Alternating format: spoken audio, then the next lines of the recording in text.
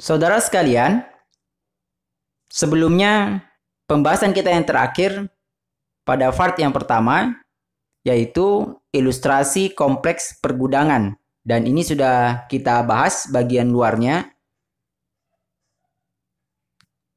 di kompleks pergudangan. Sekarang kita akan mulai masuk di dalam gudang untuk membahas apa saja yang terkait dengan persediaan dan hal-hal apa saja yang harus dilakukan oleh bagian administrasi gudang.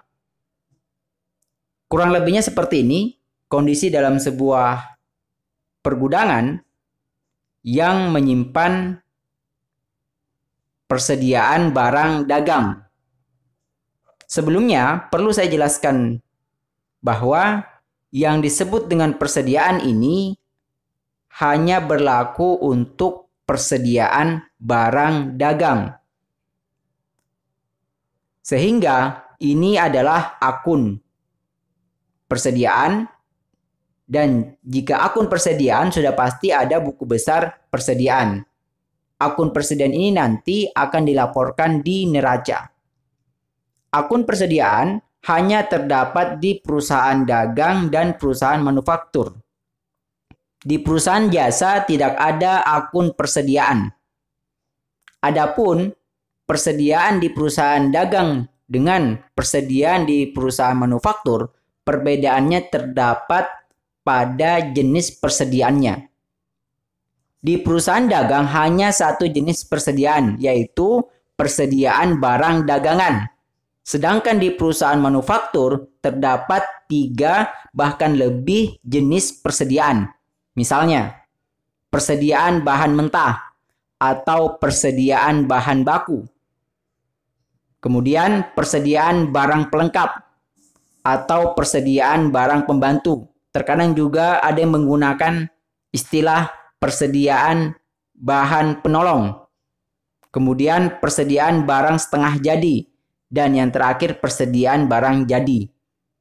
Yang jelas, berhubung pembahasan kita tentang akuntansi di perusahaan dagang, maka kita tidak akan bahas lebih jauh terkait persediaan di perusahaan manufaktur. Hanya saja perlu saudara ketahui bahwa di perusahaan dagang hanya satu jenis persediaan, yaitu persediaan barang dagangan saja, sedangkan di perusahaan manufaktur memiliki beberapa jenis persediaan, seperti itu. Kemudian, persediaan sendiri, sebagaimana yang telah saya katakan, memiliki metode dalam penyusunannya atau penyimpanannya barang-barang di gudang, tergantung barang dagangannya. Misalnya barang dagangannya pakaian, tentu akan diklasifikasikan lagi. Pakaian laki-laki, pakaian perempuan. Kemudian pakaian anak-anak, remaja, dewasa, dan orang tua. Hal-hal seperti itu perlu sistem manajemen persediaan yang baik dalam sebuah perusahaan. Demikian pula jika persediaannya elektronik atau persediaan makanan. Yang jelas dari 3 contoh ini sudah jelas bahwa metode penyimpanannya berbeda sesuai dengan jenis barang dagangannya. Sebagaimana yang telah saya jelaskan di part yang pertama terkait dengan pembelian barang dagangan, maka kelanjutan dari pembelian barang dagangan adalah persediaan barang dagangan. Jika pembeliannya adalah mobil, sebagai barang dagangannya mobil, maka sudah pasti persediaannya juga mobil. Jika perusahaan perdagangan elektronik, misalnya laptop, pembelian barang dagangannya adalah laptop dengan berbagai jenis, maka persediaannya juga laptop. Yang merupakan kegiatan utama perusahaan. Jadi tergantung produk yang dijual oleh perusahaan dagang tersebut. Yang jelas, apapun jenis persediaannya harus dimanajemeni dengan baik dengan adanya sistem yang tepat sesuai dengan jenis barang dagangan tersebut yang telah dibeli kemudian disimpan di gudang. Yang disimpan di gudang diakui sebagai persediaan. Gambar ini hanya ilustrasi satu lorong saja dalam sebuah gudang atau satu jalur saja. Kita akan lihat jalur yang lebih banyak lagi. Kurang lebihnya seperti ini gambarnya. Jika dalam kondisi seperti ini, Anda adalah bagian logistik atau bertugas sebagai administrasi gudang yang bertanggung jawab untuk mencatat semua barang yang masuk dan barang yang keluar dari gudang yang merupakan persediaan barang dagangan perusahaan, tentunya Anda harus mengetahui metode apa yang tepat digunakan untuk melakukan pencatatan persediaan dagangan tersebut. Oleh karena itu, pembahasan kita saat ini adalah membahas sistem dalam pencatatan dan penghitungan persediaan barang dagangan. Berbicara sistem persediaan barang dagangan, terdapat dua metode atau dua sistem pencatatan. Pertama adalah metode perfektual, yang kedua metode periodik. Ingat, kedua ini adalah metode pencatatan. Berbeda dengan metode penghitungan. Metode penghitungan untuk perfektual ada 3 metode. Yang pertama FIFO, yang kedua LIFO, dan yang ketiga metode rata-rata. Kemudian untuk metode pencatatan sistem periodik juga terdapat 3 cara penghitungan persediaan atau 3 metode menghitung persediaan. Metodenya sama, yaitu FIFO, LIFO, dan rata-rata. Saudara sekalian, yang perlu Anda pahami adalah perbedaan masing-masing metode ini. Mengapa di sini ada FIFO, kemudian di sini juga ada FIFO. Yang pertama saya jelaskan adalah perbedaan antara metode perfektual dengan metode pencatatan periodik. Jadi yang kedua ini adalah metode pencatatan. Adapun yang ini adalah metode penghitungan. Yang ini metode menghitung persediaan. Pertama kita bahas adalah metode pencatatan persediaan.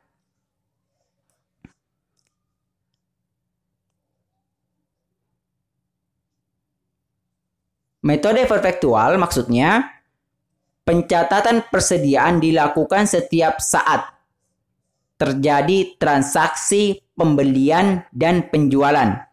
Ketika barang masuk dan barang keluar dilakukan pencatatan secara berkala atau secara terus-menerus.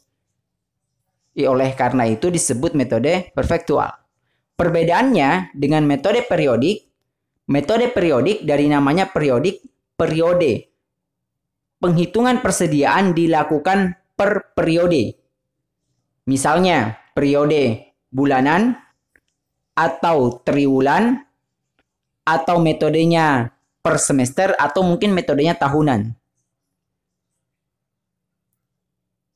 Sebagai contoh, jika metode perhitungan persediaannya menggunakan sistem pencatatan periodik yang disepakati oleh manajemen perusahaan, sistem periodiknya per bulan, maka penghitungan persediaan dilakukan setiap akhir bulan. Pada metode periodik ini, persediaan hanya diketahui jika telah dilakukan perhitungan persediaan di akhir periode sesuai dengan yang telah disepakati atau ditentukan oleh pimpinan perusahaan. Jika metodenya per bulan, maka setiap akhir bulan. Jika per semester, maka setiap akhir semester. Atau jika tahunan, maka setiap akhir tahun.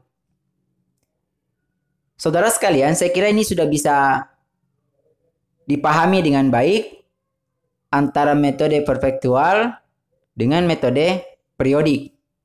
Yang jelas, perfektual dicatat setiap saat terjadinya transaksi, baik pembelian maupun penjualan, sedangkan periodik tidak, hanya dicatat terjadinya pembelian.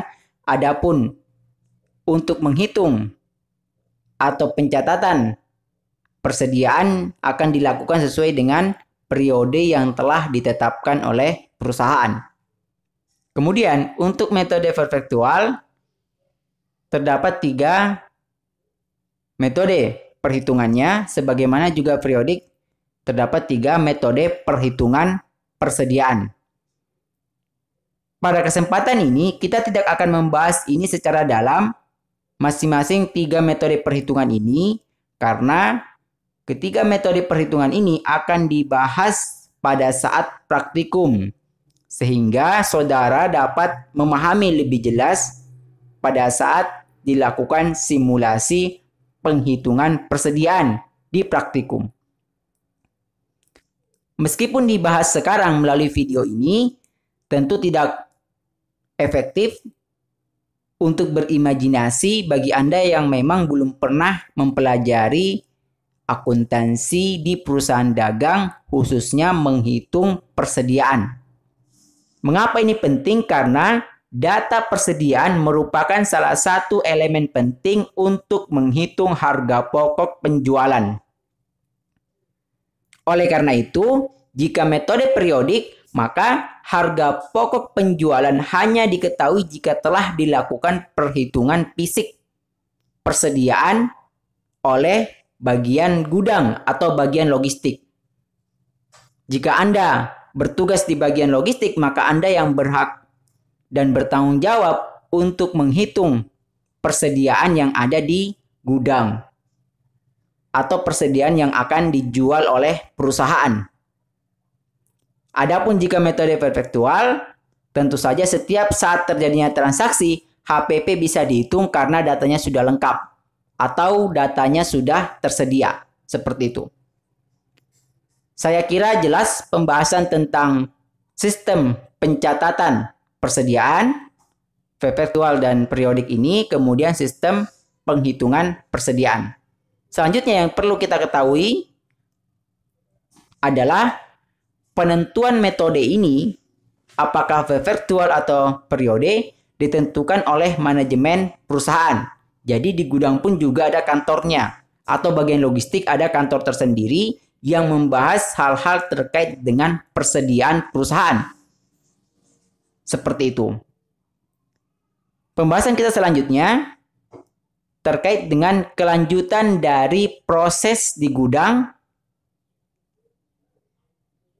dalam perusahaan dagang. Awalnya pembelian sudah selesai kita bahas, barang yang dibeli masuk di gudang dilakukan proses perhitungan dan penentuan persediaan yang dilakukan, maka selanjutnya bagian persediaan ini nanti akan terus berkomunikasi dengan penjualan. Berapa produk yang sudah terjual atau jumlah penjualan, biasanya berapa banyak, untuk menjaga stok agar tidak terjadi kekurangan stok. Atau mungkin di antara saudara sekalian pernah ada pengalaman memesan sebuah produk atau order sebuah barang, kemudian penjualnya mengatakan barangnya habis atau stoknya kosong. Tentunya hal seperti ini akan mengecewakan customer. Oleh karena itu, perusahaan besar tentu memiliki manajemen khusus yang menghitung, menjaga, dan mengawasi sistem persediaan perusahaan agar tidak kosong. Dengan tujuan produk selalu tersedia setiap saat ketika dibutuhkan oleh customer.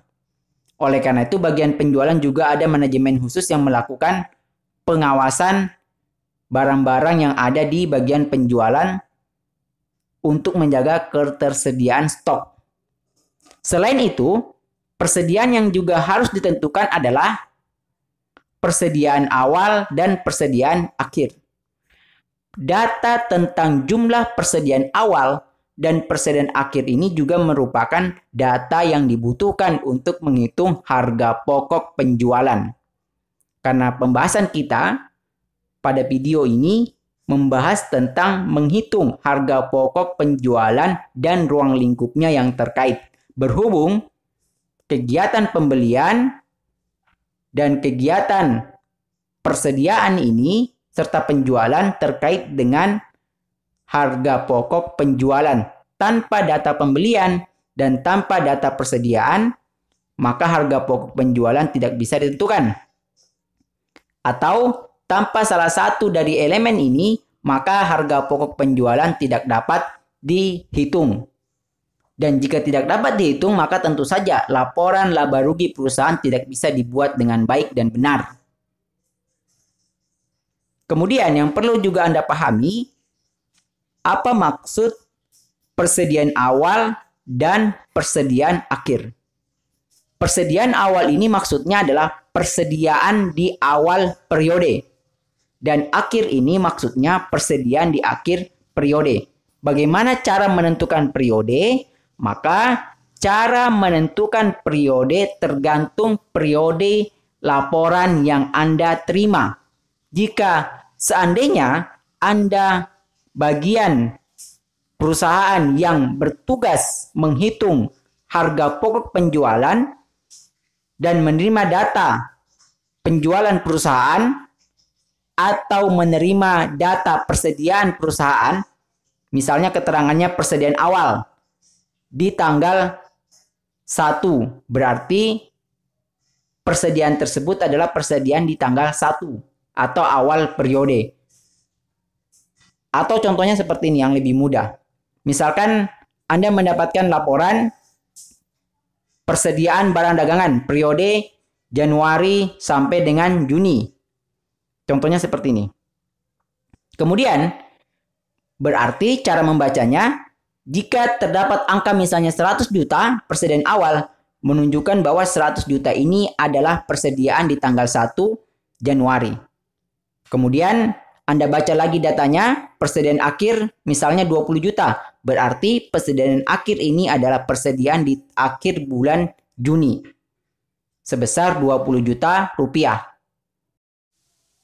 Namun yang jelas, sebagai kesimpulan pada pembahasan ini, melalui slide yang ada ini, kegiatan menghitung harga pokok penjualan membutuhkan data pembelian, oleh karena itu data pembelian harus benar.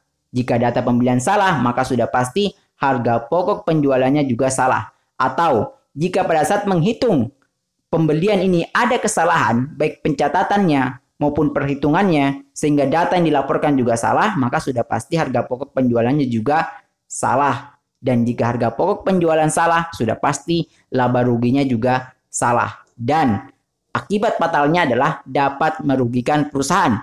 Dan jika seorang karyawan salah melakukan kegiatan tidak sesuai dengan prosedur dan peraturan yang ada, akibat kelalaiannya dan mengakibatkan kerugian bagi perusahaan, maka biasanya terancam untuk diputuskan kontraknya atau di PHK karena tidak sesuai dengan standar kerja yang ditetapkan oleh perusahaan. Kemudian yang kedua, data persediaan, sehingga metode yang tadi kita bahas, baik metode pencatatan persediaan maupun metode perhitungan persediaan, memiliki pengaruh terhadap nilai harga pokok penjualan. Bagaimana pengaruhnya dan seperti apa, serta dampaknya berapa rupiah dan seterusnya, akan kita pelajari lebih jauh pada saat praktikum karena langsung berhadapan dengan kasusnya atau dengan angka-angka rupiah yang terkait. Demikian pula penjualan, datanya harus benar. Jika salah satu dari 3 ini tidak ada, atau dari salah satu dari 3 ini ada kesalahan, maka sudah pasti harga pokok penjualannya juga salah. Seperti itu. Praktikum ini kita akan bahas di part yang selanjutnya.